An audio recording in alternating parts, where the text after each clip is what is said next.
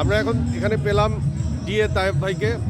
তায়েব ভাই, আপনি তো ইলিয়াস কাঞ্চন নিপুণ প্যানেল থেকে সহসভাপতির পদে দাঁড়িয়েছেন।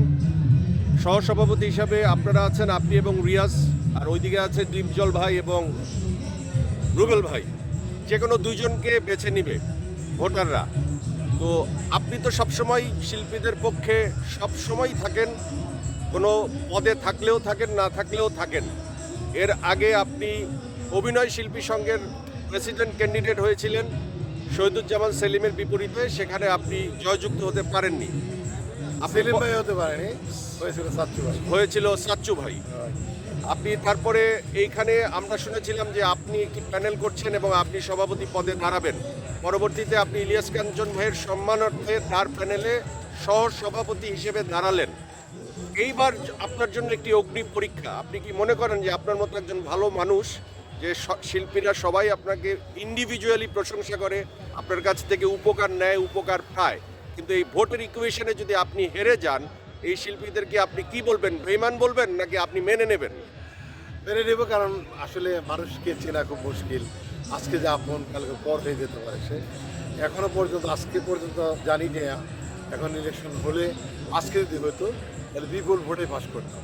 এই দুজনে কী চেঞ্জ হয়, মানুষের মন কোথায় যায় বলা মুশকিল। তারপর আমি মনে করি যে মন দিয়ে মন বেঁধেছি এবার। আপনারা একটা পলিসি অবলম্বন করেছেন যে আপনারা খুবই বিনয়ী এবং খুবই সমালোচনা ছাড়া ইলেকশনের ক্যাম্পেইন করবার চেষ্টা করছেন। বিরোধী পক্ষ নিয়ে আপনারা কোনো মন্তব্যই করতে নারাজ।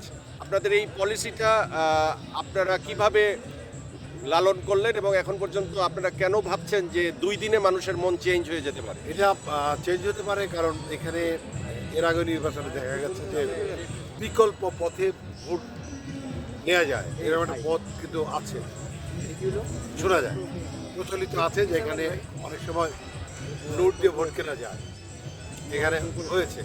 তো আমি বিশ্বাস করি এখন সেটা নাই।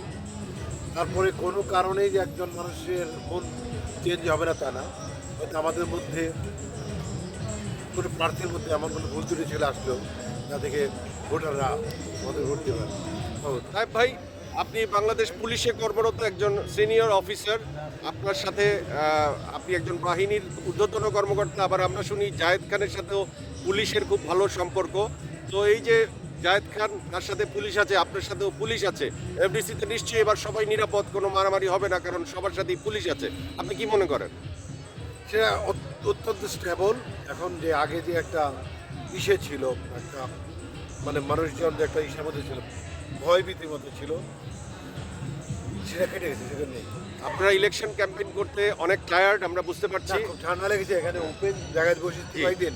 তাই ভাই, যে কয়েকজন ভোটারের ভোট অনিশ্চিত ছিল, আমরা শুনতে পেলাম তার ভিতরে 114 জনের উপরে তারা ভোট দিতে পারবে এরকম একটি রায় হয়েছে, কিন্তু আলটিমেটলি কি তারা ভোট দিতে পারবে? বিজ্ঞ আদালত যেখানে অর্ডার করেছেন বা করবেন, কালকে তো কাগজটা আসবে, অবশ্যই তারা ভোট দিতে পারবে। আপনি কনফিডেন্ট? কিন্তু আমরা শুনতে পাচ্ছি যে এটি হয়তো সম্ভব না।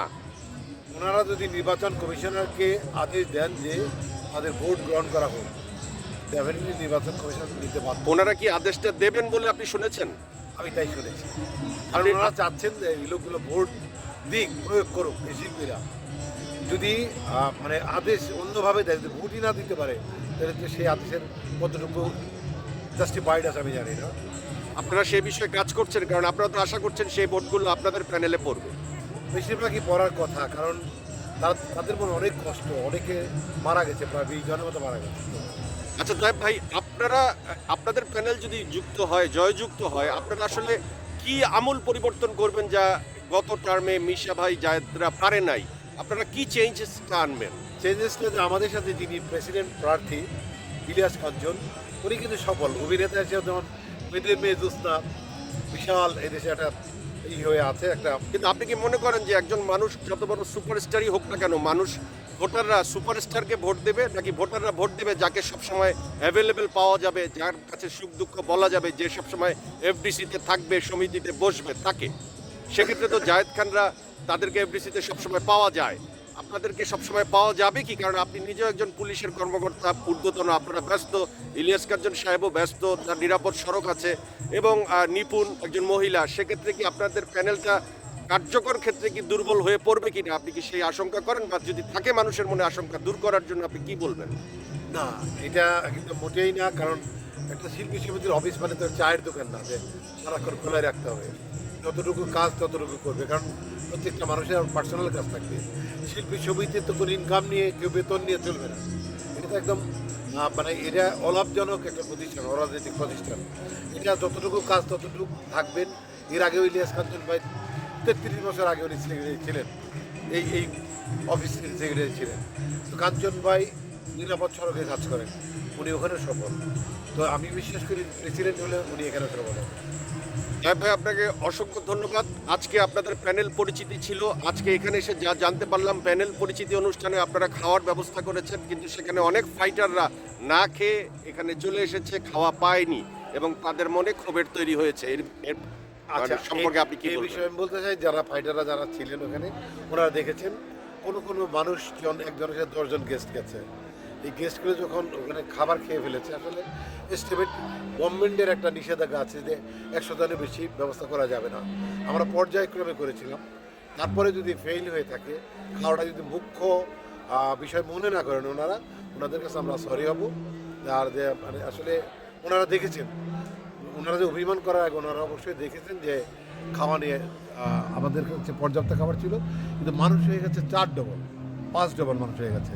কারণ আমি একটা কথা বারবার বলেছি, কাউকে শিল্পী হোক অশিল্পী হোক, ভোটার হোক না ভোটার হোক, না খাইতে না মানে টেবিল থেকে তুলে দেবেন না।